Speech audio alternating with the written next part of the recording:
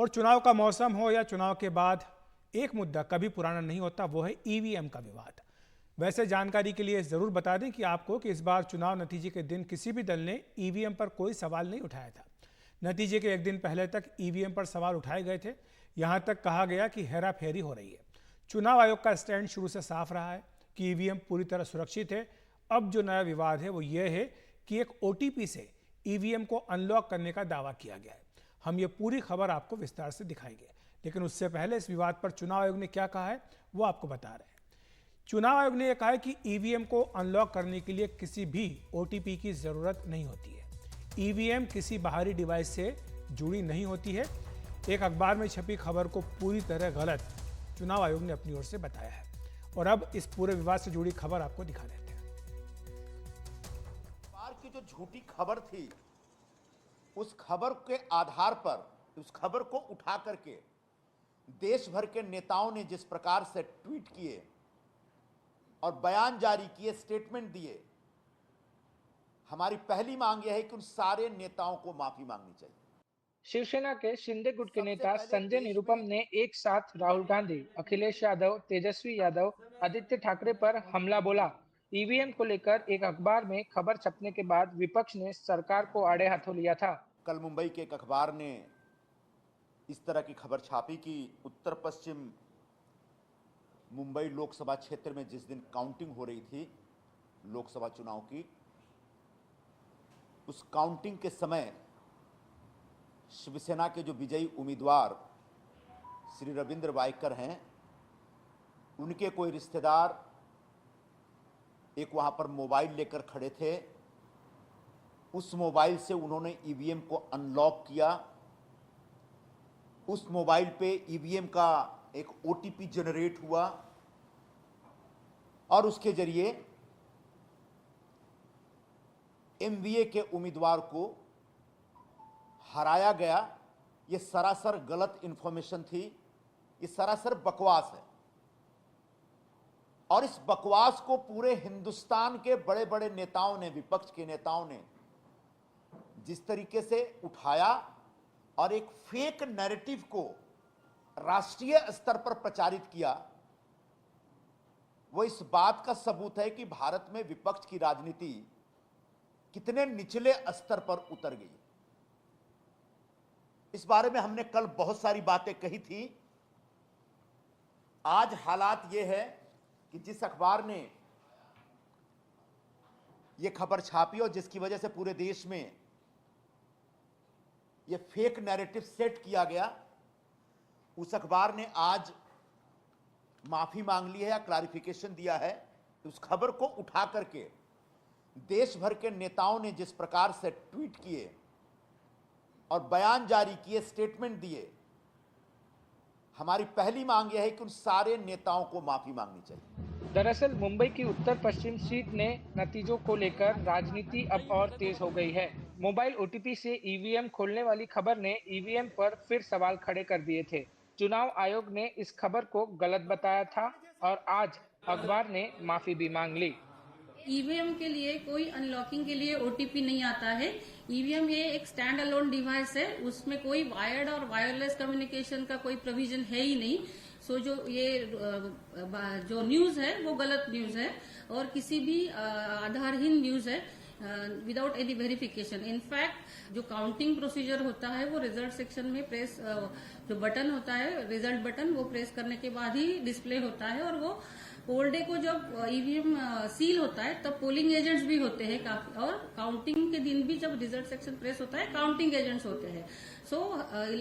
Election commission के अपनी एक प्रोसीजर है, सेट सिस्टम ऑफ प्रोसीजर है, प्रोटोकॉल्स है, वो पूरी तरह से फॉलो करके ही ये काउंटिंग हुआ है। मुंबई उत्तर पश्चिम लोकसभा सीट से महज 48 वोटों से हारे अमोल कीर्तिकर सरकार पर निशाना साध रहे हैं।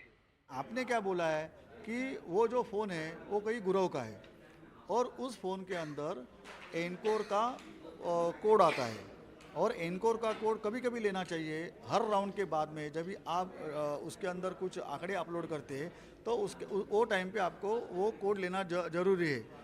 तो 2 बजे के बाद में अगर 2-2:30 बजे के बाद में अगर फ़ोन वो सेंटर से बाहर गया तो उसके बाद का कामकाज कैसे चला? तो कोई तो भी झूठ बोल रहा है। तो ये सब मसला है ना वो संशयास्पद है। तो लोग जानना चाहते हैं कि क्या हो गया है। किसी की हार और किसी की जीत ये मायने नहीं रखती। यहाँ पे जो भी चीज़ होगी है वो फेयर हो गई है क्या, वही जनता जानना चाहती है। कोई 48 से जीतेगा या कोई 48 से हारेगा, लेकिन वो गलत हो गया है सही हो गया है वो हर जनता को जानने का अधिकार है। इसके लिए तो लोग उसके ऊपर संशय ले रहे हैं। इस मामले में शिवसेना का उद्धव गुट लगातार गड़बड़ी की बात कर रहा है। उद्धव गुट का कहना है कि वोटों की गिनती के समय सेंटर में हर एक राउंड के बाद वोटों का ऐलान किया जाता है, लेकिन 21वें राउंड के बाद ऐसा नहीं किया गया। आपल्याला सर्वांनाच माहिती आहे की एक विषय गेले काही दिवस गाजत आहे, खास करून निवडणुकांचे रिझल्ट आल्यानंतर, निकाल आल्यानंतर हा विषय देशभरात गाजत आहे आणि काल परवापासून मला वाटतं जगभरात ह्याची चर्चा होत आहे। ती म्हणजे ईव्हीएम किती सुरक्षित आहेत, वापरायला पाहिजेत नाही वापरायला पाहिजेत, हे इलॉन मस्क त्याच्यावर स्वतः बोलत आहेत। इलेक्शन कमीशन यानी कौन? बीजेपी की एक्सटेंडेड ब्रांच। हुई इलेक्शन कमीशन नॉर्थ वेस्ट का जो चुनाव नतीजा निकाल सामने आया है तब से ये पूरा एक वादग्रस्त बन गया है, कंफ्यूजिंग हो गया है। जिस तरह से अमोल कीर्तिकर शिवसेना के उम्मीदवार को विजयी घोषित किया, एक बार नहीं 2 बार, अमोल कीर्तिकर को 2 बार विजयी घोषित किया। फिर रिटर्निंग ऑफिसर वंदना सूर्यवंशी को किसी का फोन आता है और एक इलेक्शन ऑफिसर दिनेश गुरव का फोन लेकर, अंदर फोन लेकर जिसका ऊपर ओटीपी है या अनलॉक कर सकते हैं ईवीएम मशीन या छेड़छाड़ कर सकते हैं ईवीएम मशीन से, वो फोन लेकर शिंदे गुट के उम्मीदवार रविंद्र वायकर का एक रिलेटिव अंदर घूमता है और फोन यूज करता है। सीसीटीवी फुटेज पे दिख रहा है। और वंदना सूर्यवंशी ने ऑब्जेक्शन नहीं लिया है। अब उनके ऊपर एफआईआर लॉन्च किया। अब ये फोन उनको विजय घोषित किया वायकर को, टोटली इलीगल। इस मामले में एकनाथ शिंदे गुट के सांसद रविंद्र वायकर के रिश्तेदार के खिलाफ केस दर्ज होने के बाद अब उद्धव ठाकरे गुट के नेता विलास पुटनिस के खिलाफ भी केस दर्ज किया गया है। ईवीएम को लेकर ये पहली बार नहीं है कि उसके हैक होने पर सवाल उठाए जा रहे हैं। टेस्ला के मालिक एलन मस्क के बयान के बाद विपक्ष सरकार पर खूब बरस रही है, मगर सवाल ये है कि विपक्ष द्वारा उठाए गए ईवीएम के हैक पर और मुंबई में मोबाइल से ओटीपी के द्वारा ईवीएम को खोलना कितना संभव है। मुंबई से सुजाता द्विवेदी, प्रवीण रोहित, राजेंद्र दयालकर के साथ पारस दामा, एनडीटीवी इंडिया। और इसी मुद्दे पर चर्चा करने के लिए हमारे साथ स्टूडियो में मौजूद हैं हमारे साइंस एडिटर पल्लव बागला साहब। पल्लव जी, स्वागत है आपका एनडीटीवी इंडिया के स्टूडियो में। आपसे यही समझना चाहेंगे, मेरे घर में कैलकुलेटर है, क्या उसके लिए मुझे ओटीपी का इस्तेमाल करना पड़ेगा अगर मुझे उसमें कुछ कैलकुलेशन में चेंज करना है? क्योंकि ईवीएम के बारे में हमें यही बताया गया कि EVM is just like a calculator. बिल्कुल, ईवीएम स्टैंड अलोन मशीन है, उसमें कोई ओटीपी नहीं लगता, कहीं भी कोई वाईफाई से कनेक्ट नहीं होती, कोई ब्लूटूथ से कनेक्ट नहीं होती। और ये आज नहीं, जब से ईवीएम चालू हुई है 1982 से आज तक 400 करोड़ वोट दिए गए हैं ईवीएम पे भारत में, और आज तक एक भी केस हैकिंग का या टैंपरिंग का प्रूव नहीं हुआ है। मैं ईवीएम को बहुत सालों से देखता आया हूं, बहुत करीब से देखता आया हूं। वो बहुत रोबस्ट मशीन है। भारत के इलेक्शंस के लिए उसको एक स्पेसिफिक तरीके से बनाया गया है और वो हमारे यहाँ बहुत कामयाब है, उसमें कोई डाउट नहीं है। टैंपरिंग नहीं होती, हैकिंग नहीं होती। देखिए, हैकिंग तब होती है जब वो इंटरनेट से कनेक्टेड हो। ये मशीन, जैसे मेरे को बताते हैं एक्सपर्ट्स, अंडर डिजाइंड है 21st सेंचुरी के लिए। आजकल हैकर जो है वो केवल इंटरनेट से कनेक्ट होके हैक करता है। जब ये इंटरनेट से कनेक्टेड ही नहीं है, 5.6 मिलियन मशीन्स यूज हुई हैं भारतवर्ष में इस इलेक्शन के लिए जी। आपको अगर हैक करना है तो हर इंडिविजुअल मशीन को हैक करने की जरूरत है। और इस बारी के नतीजे बताते हैं कि कहीं पे हैकिंग की कोई गुंजाइश नहीं थी। कोई जीता, कोई हारा। जो पक्ष को था वो उल्टा हो गया, 400 पार नहीं हुआ। अगर सरकार करना होता तो 400 पार हो जाते, क्या बुराई थी अगर हैक हो सकता होता। तो ये कि सरकारें पलटती हैं, सरकारें बदलती हैं।